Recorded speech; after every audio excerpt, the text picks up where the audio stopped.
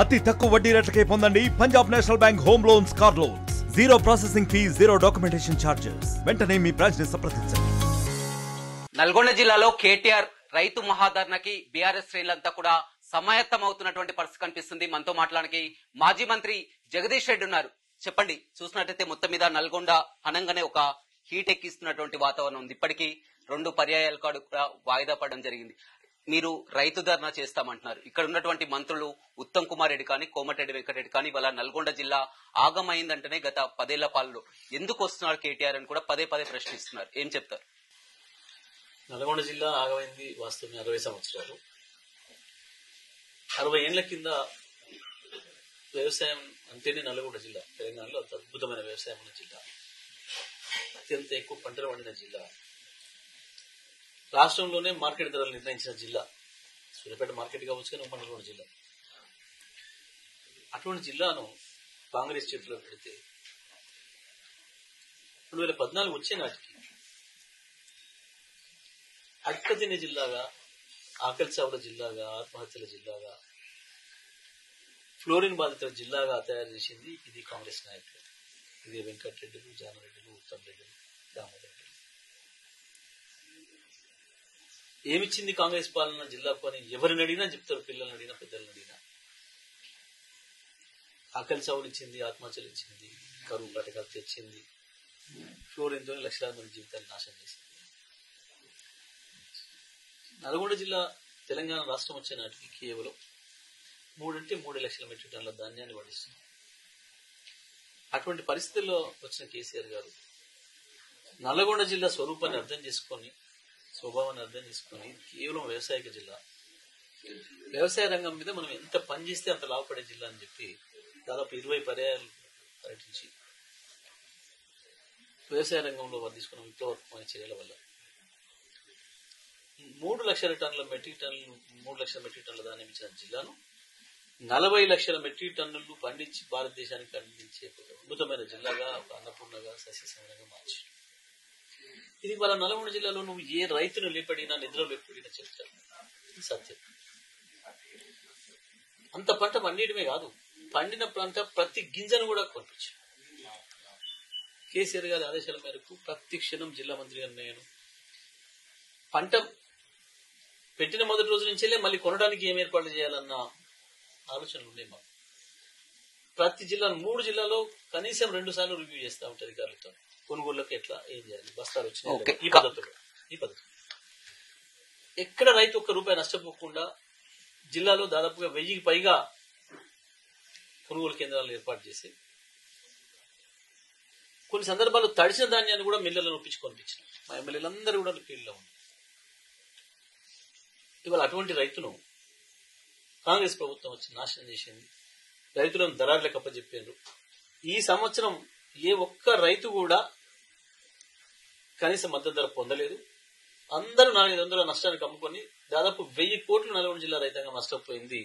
కేవలం ఈ కాంగ్రెస్ దొంగ మంత్రులు, వీళ్ళు దళారుల దగ్గర డబ్బులు వసూలు చేసుకొని వీళ్ళని కషాయాలను, గొర్రెలు కషాయానికి అప్పచెప్పినట్టు రైతాంగాన్ని దళారులకు అప్పచెప్పి నాశనం చేసిన వీళ్ళకి ఇలా వ్యవసాయం గురించి కానీ, ఈ జిల్లా అభివృద్ధి గురించి కానీ మాట్లాడే హక్కు లేదు. మమ్మల్ని అడగటానికి ఆయనతో కూడా లేదు. ఇంకో మాట, ఏ ముఖం పెట్టుకొని వస్తుడు కదా అన్నది వీళ్ళు. ఏ ముఖం పెట్టుకొని వస్తున్నాము అంటే, మీరు నాశనం చేసిపోయిన జిల్లాను అద్భుతంగా అన్నపూర్ణగా మార్చిన ముఖాలు పెట్టుకొని వస్తున్నాము. 24 గంటల విద్యుత్తునిచ్చిన రైతు ప్రేమికులుగా మా ముఖాలు పెట్టుకొని వస్తున్నాము. కేసీఆర్ ముఖం పెట్టుకొని వస్తున్నాము. అద్భుతంగా ప్రపంచంలోనే ఎక్కడ లేని విధంగా కేసీఆర్ ఇచ్చిన రైతు బంధుతోనే అత్యంత లబ్ధి పొందిన జిల్లాగా ఆ ముఖం పెట్టుకొని, కానీ వారు పదే జిల్లాలో 2 టార్గెట్ చేస్తున్నారు. ఎస్ఎల్బిసి టన్నెల్ విషయం కానీ, డిండి ఎత్తిపోతల పథకం విషయం కానీ. ఎస్ఎల్బిసి టన్నెల్ ని పూర్తి చేస్తుంటే ఇవాళ వేలాది ఎకరాలకు కూడా సాగునీరు అందించేది. 100% ఎస్ఎల్బిసి పూర్తి కాకపోవడానికి అసలు ద్రోహులు వాళ్ళే. ఎస్ఎల్బిసి చరిత్ర మొత్తం చెప్తా సపరేట్ గా. ఎస్ఎల్బిసి కథ నేను చెప్తా ఈ జిల్లా ప్రజలకు. ఏం జరిగింది, ఈ దొంగల డ్రామాలు ఏంది. ఇవాళ ప్రపంచంలో ఎవడు వాడని ఒక టన్నెల్ బోరింగ్ మిషన్ అని చెప్పి తీసుకొచ్చి పెట్టి, అవతల కుడికాలోకేమో బ్రహ్మాండంగా 3 ఏళ్లలో పూర్తి చేసుకుని రాజశేఖర రెడ్డి గడప దాకా నీళ్లు తీసుకపోతాడు 400 కిలోమీటర్లు. ఇక్కడ గడప దాటలేదు ఎస్ఎల్బిసి నీళ్లు అంటే ఎవడు దొంగలు? మీరు నేరస్తులు, మీరు జిల్లా ద్రోహులు. మీది పాపము. ఆ టెక్నాలజీ పెట్టింది మీరు. కోతలకు వచ్చిండు వెంకరెడ్డి. ఎన్ని రోజులైంది నీకు గుర్తుండి? అమెరికా పోయి 6 నెలలు అయింది, 6 నెలలు దాటింది. వస్తుంది తెల్లారటికి చెన్నై దాకా వచ్చింది అని చెప్పి చెన్నై వరకు వచ్చింది. మన కళ్ళలో చక్రాలు తిరుగుతున్నాయి తప్ప ఎస్ఎల్బిసిలో చక్రాలు తిరుగుతలేదు. వచ్చి చెన్నై దాకా వచ్చిందని చెప్పారు. అటువంటి టెక్నాలజీ తెచ్చిన వెధవలు వీళ్ళు ఒక కుట్రపూరితంగా నల్గొండ జిల్లాకు నీళ్ళు ఇవ్వద్దు అని చెప్పి కుట్రతోనే రాజశేఖర రెడ్డి చేసింది. దానికి వీళ్ళు మద్దతు ఇచ్చి రాజశేఖర రెడ్డి బూట్లు మోసిన వెధవలు వీళ్ళు.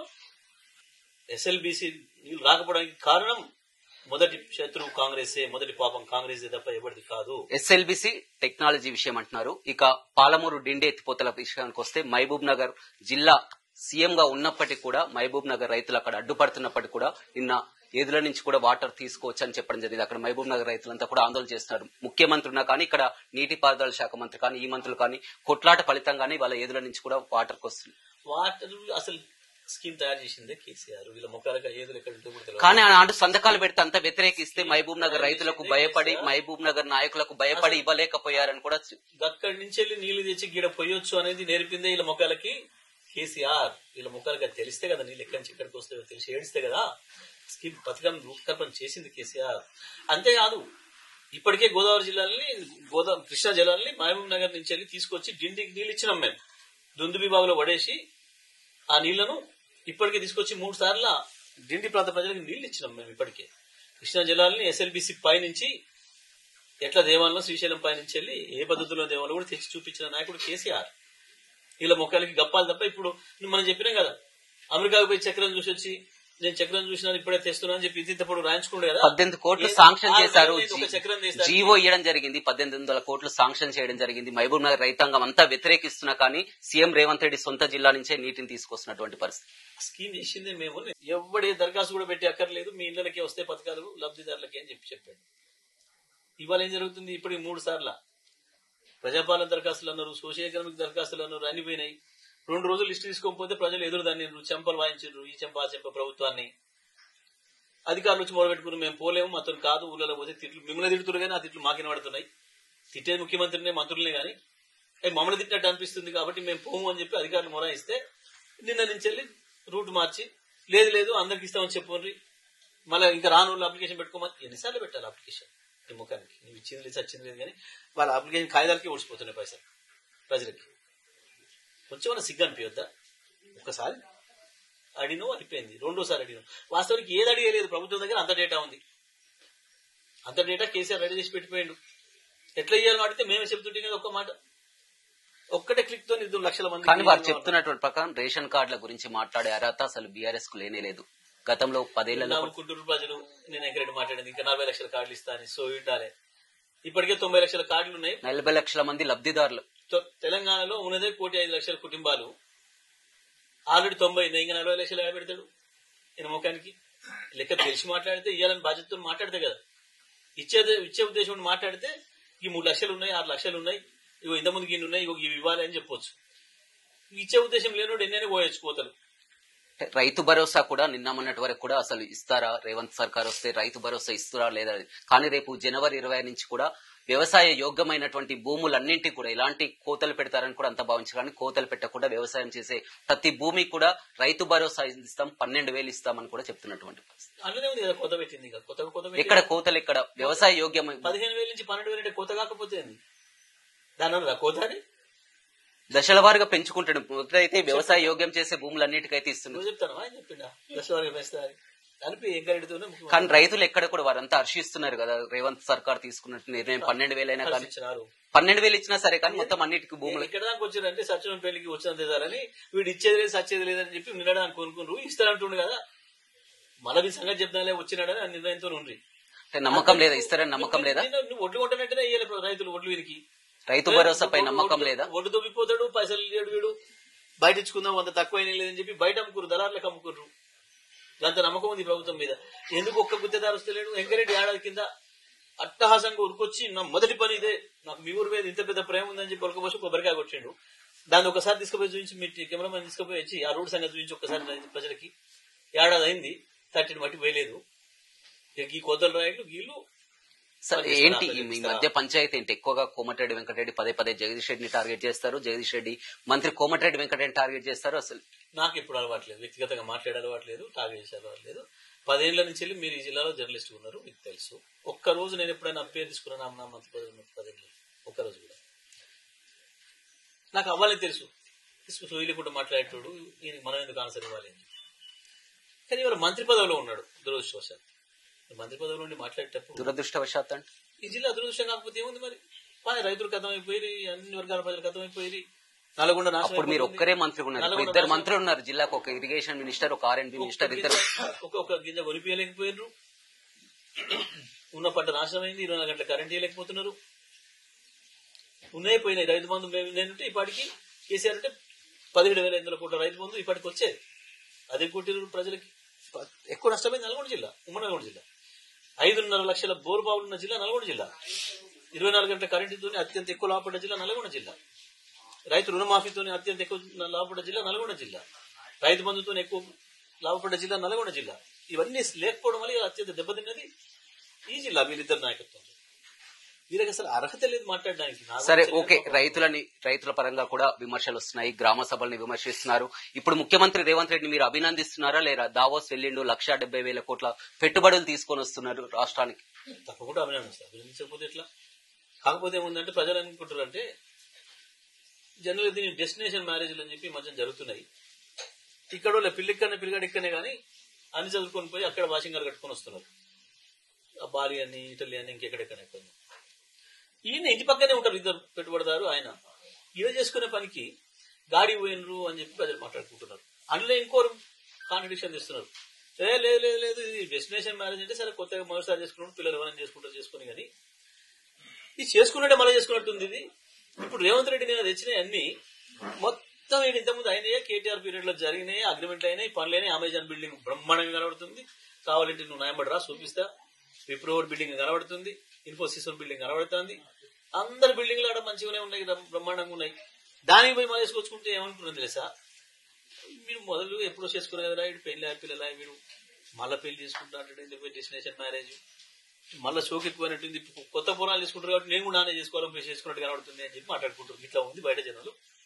ఇక నేను ఏం సంతోషం చెప్పాను. గతంలో ఎప్పుడు కూడా ఇన్ని పెట్టుబడులు తీసుకురాలేదు, మొదటిసారిగా వస్తున్నాయి పెట్టుబడులు. నవ్వుకుంటారు ప్రజలు, నవ్వుకుంటారు దాన్ని చూసి, జోక్ కింద తీసుకుంటారు ప్రజలు. వాళ్ళకి కేటీఆర్ భారతదేశంలో గత 10 సంవత్సరాల కాలంలో హైయెస్ట్ పెట్టుబడులను తీసుకొచ్చిన ఏకైక ఇండస్ట్రీస్ మంత్రి కేటీఆర్. 20 లక్షల మంది యువతులకు ఉపాధి అవకాశాలు కల్పించింది కేటీఆర్. ఐటీలో 6 లక్షల మందికి అదనంగా ఉద్యోగాలు కల్పించింది కేటీఆర్. సరే, అది ముఖ్యమంత్రి ఒప్పుకోండి అనుకోండి. నిన్న ఐటీది అసలు బయట దేశాలకు పోతే కేసీఆర్ తెలంగాణను భారతదేశానికి పరిచయం చేస్తే కేటీఆర్ తెలంగాణ ప్రపంచానికి పరిచయం చేశారు. మీరు ఏ దేశంలో కేటీఆర్ ను తెలంగాణ రాష్ట్రానికి సంబంధించిన ఐటీ మంత్రి, ఇండస్ట్రీ మంత్రి అనుకోకపోదు. భారతదేశానికి కేటీఆర్ ఐటీ మంత్రి, భారతదేశాన్ని రిప్రజెంట్ చేస్తుండని అనుకుందరు. బయట దావోసుకో ఇంకొకరి ఆ పద్ధతిలో పనిచేసింది. మేము ఎప్పుడు మేము ఇప్పుడు డబ్బా కొట్టుకున్నా చూసినాను. అంతకుముందు మాకు అలవాటు ఉండేనా? 10 సార్లు నేను చాలాసార్లు ఇంటర్వ్యూ చేసింటావు 10 ఏళ్లలో. ఎప్పుడన్నా ఒక్కనాడు నేను ఈ జిల్లాలో నేనుగా డబ్బా కొట్టుకున్నాను ఏనాడన్నా? నేను ఇంత చేసినా, నేను రోజు 18 గంటలు పని చేసినా, ఒకటే రోజు 150 కోట్ల ఫౌండేషన్స్ చేస్తున్నా, ఇనాగరేషన్స్ చేస్తున్నాను ఎప్పుడని చెప్పినా? ఈ జిల్లాలో ప్రతి గ్రామంలో నా ఫౌండేషన్ కనబడుతుంది. కానీ కోతల ప్రభుత్వం పైన ముఖ్యమంత్రి అంతే, ఈ జిల్లా మంత్రి అంతే. ఉత్త కోతలే తప్ప పని లేదు. స్పష్టంగా పోయినసారి పోయినప్పుడు ఇట్టే వాగొచ్చారు. ₹1 చూస్తారు. 40,000 కోట్లు తీసుకొచ్చారు. ఇప్పుడు 4 రెట్లు 40,000 కోట్లకు 4,000 రూపాయల గోడలు చూస్తారా? కన్నా అందుకైతే గోడలో షెడ్లు కనీసం ఎక్కడైనా కనపడ్డాయి నీకు? మొత్తం మీద అయితే హర్షిస్తలేరు. ఈ పనికి హర్షించాలనా?